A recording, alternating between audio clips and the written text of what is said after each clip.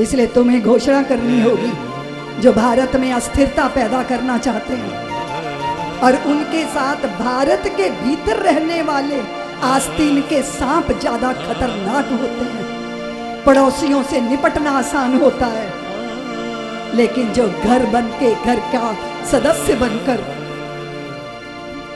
घर का चिराग बन के घर को जलाता है, उसकी क्या कहोगे आप? जो सीमा पार पड़ोसी है उसको तो क्या समझाना है, वो बंटवारे का रोगी है, उसका ये रोग पुराना है। लेकिन रावलपिंडी पहले अपने आंगन में झांके, अपने घर का धुआं देखे, मेरे आंगन में ना ताके।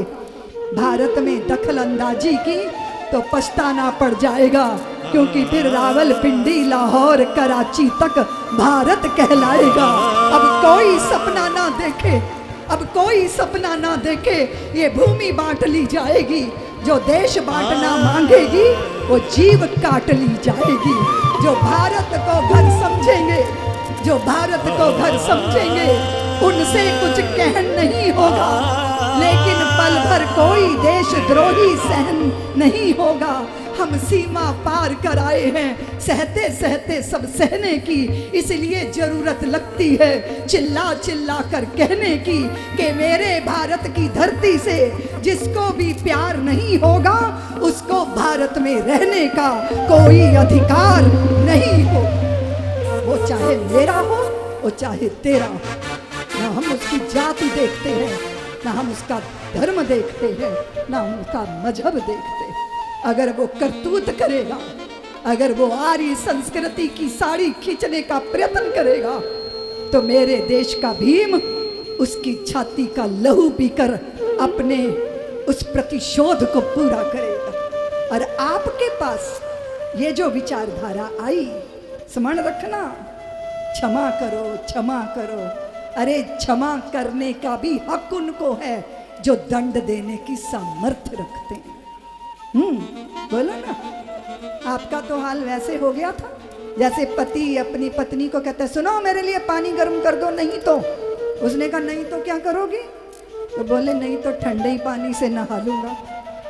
तुम हो जो समझौता करते हो, हर बात पे समझौता करते हो। मैंने तुम्हें कहा 2024 का पापियों का षड्यंत्र एक ही है कि तुम जातियों में बटे रहो। मैं जातियों को बुरा नहीं मानती, पर जातीयता और जातिवाद अच्छी चीज नहीं है। मैंने कहा था संतों के प्रेम नगर में आओ। मेरे पूज्य दादा गुरुदेव इसी बुंदेलखंड के क्षेत्र में परिभ्रमण करते थे। भूख लगी उनको, भूख लगी उनको, तो उन्होंने एक मेहतरानी जा रही थी तो उनसे रोटी मांगी थी। मेहतरानी मेरा मल साफ करे, अकेले मेरा मल साफ करे। मेरी महतारी है, पूरी गांव की गंदगी साफ करे। वो मेहतारी से भी बड़ी मेहतरानी है। ये शब्द है उसके मान सम्मान के साथ जुड़ा हुआ। तो बोले देवी भूख लगी है, रोटी दे दे। तो वो बोली बाबा रोटी कैसे दूंगी, मैं कैसे दे सकती हूँ आपको रोटी? आप तो साधु हो और मैं तो मेहतरानी हूँ। तो बोले क्यों नहीं दे सकती? बोले नहीं, रोटी को मैंने छू लिया, आपको नहीं दे सकती।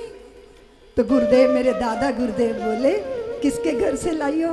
बोले ब्राह्मणी के घर से लाई हूँ। तो गुरुदेव, दादा गुरुदेव बोले ब्राह्मणी के घर से लाया, तब तो फिर रोटी ब्राह्मणी की है।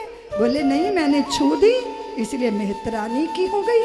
तो गुरुदेव बोले, मेरे दादा गुरुदेव बोले कि अच्छा, छू देने से रोटी की जात बदल जाती है?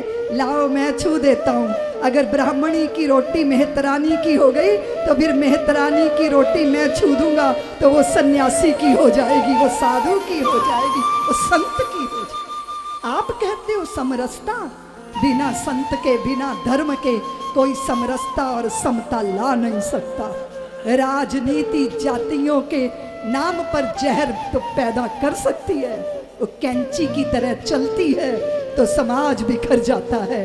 साधु के पास बड़ी सामर्थ्य नहीं है, छोटी सी सुई के पास बड़ी सामर्थ्य नहीं है, लेकिन उस सुई के पीछे जब प्रेम का धागा लगा हो ना, तो वो कटे फटे वस्त्र को सुंदर परिधान में बदल देने के सामर्थ्य रखती है। इसलिए इस समाज को सौहार्द चाहिए, प्रेम चाहिए।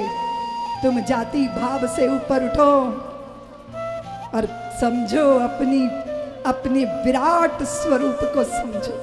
सुन रही हो ना देवियों, हिंदुओं की हालत तो वैसी है जैसे वो एक पहलवान था, दंड बैठक लगाता था, पेड़ को डाल से पकड़ के नीचे डाल झुकाता था। फिर बाद में पहलवान का ब्याह हो गया, उसके 5-7 बेटे हो गए। एक दिन खेतों में गया, पुराने दिन याद आ गए, डाल पकड़ी, झटका मारा, डाल तो झुकी नहीं, पहलवान ऊपर ही लटके रह गए। बड़े उदास वापिस आए, पत्नी बोली क्या हुआ, लड़ाई झगड़ा हो गया? बोले नहीं, तेरे चक्कर में पड़ के मैंने सत्यानाश कर लिया। जब कुआरा था ना तो पेड़ की डाल झुका देता था, अब मैं ऊपर ही लटका रह गया। तो उसकी पत्नी बोली अकेले क्यों गए थे? हाँ, तुम रो रहे हो, मेरी शक्ति कहाँ गई, मेरी शक्ति कहाँ गई, मेरी शक्ति कहाँ गई? 4-5 हट्टे कट्टे पुत्र हैं तुम्हारे, सबको लेके जाओ। तो पहलवान अपने पुत्रों को लेके चला, पेड़ को पकड़ा, डाल नहीं, पूरा पेड़ झुक के जमीन पर आ गया। पत्नी बोली पहलवान जी आपकी शक्ति कहीं चली नहीं गई, आपके 4-5 पुत्रों में बट गई। तो हिंदुओं आपकी भी शक्ति कहीं नहीं चली गई, आपकी जातियों, पार्टियों और भाषा प्रांतवाद की राजनीति में बट गई। इसलिए मुट्ठी की तरह बंधिए। देख रहे हो मुट्ठी, देख रहे हो ना, देख रहे हो ना? अरे ये क्या है, ये तुम चतुर्वर्ण वाले, अरे ये क्या है, तुम्हारा साधु, तुम्हारा महात्मा, तुम बंध नहीं सकते, वही बांधने की सामर्थ्य रखता है। इसलिए संतों की शरण में आओ, एकजुट हो जाओ। बंद हो मुट्ठी तो लाख की, और खुल गई तो बोलिए ना, बोलते क्यों नहीं? स्मरण रहेगा, स्मरण रहेगा मेरी बात का। बस एक ही सूत्र है, एक ही सूत्र है, सज्जनों की निष्क्रियता देश को भोगनी पड़ती है। दुर्जन सक्रिय रहें तो बड़ी बात नहीं है, पर सज्जनों की निष्क्रियता दुर्जनों के हौसले बढ़ा देती है। सब्सक्राइब करें साध्वी ऋतंभरा जी के YouTube चैनल को और हमारे वीडियोस को सबसे पहले देखने के लिए बेल आइकन को दबाना न भूलें।